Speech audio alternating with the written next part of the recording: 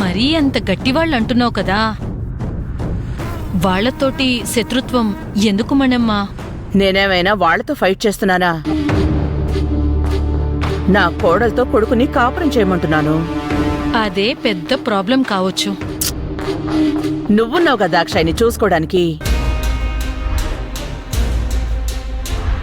ఇదంతా కాదు గాని సత్య, నువ్వు ఏడాది తిరిగే లోపల నా చేతిలో మనవణ్ణు మనవరాలను పెట్టాలి.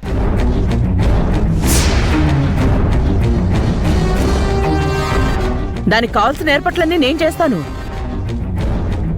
ఏం దాక్షాయిని, ఏమంటావు? ఈ దెబ్బతో నీకు కూడా నా సమస్య తీరిపోతుంది.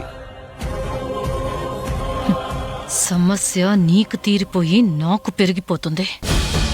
మనమ్మ, నువ్వు చేసిన ప్లాన్కి తిప్పి కొట్టే ప్లాను నేను వేస్తానుగా. సత్య, ఇక నుంచి నువ్వు ఆ పనిలో ఉండు.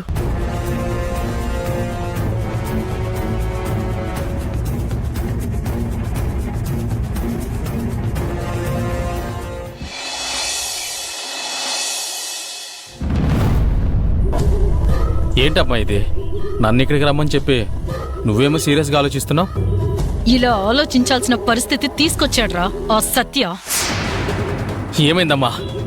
నా యాల ఇంటికే లేసేయాలా? ఇదిగో ఇదే, ఈ ఆవేశమే ఇక్కడ దాకా తీసుకొచ్చింది.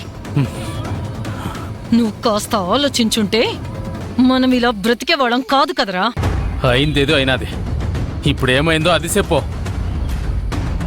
ఆ రోజు పాలల్లో విషం కలపకుండా మంచి పని చేశాను, కానీ ఆ సత్యకి అనుమానం వచ్చింది. ఆరా తీస్తున్నాడు. ఆరా తీని మనమని తెలిస్తేగా. తెలిసేదాకా వచ్చింది. ఇదంతా చేయించింది నువ్వేనని ఆ సత్య నమ్ముతున్నాడు. నీ వెనక నేనున్నానని అతనికింకా తెలీదు. ఆ మంజు ఇంకా ఎంక్వైరీ చేయిస్తూనే ఉంది.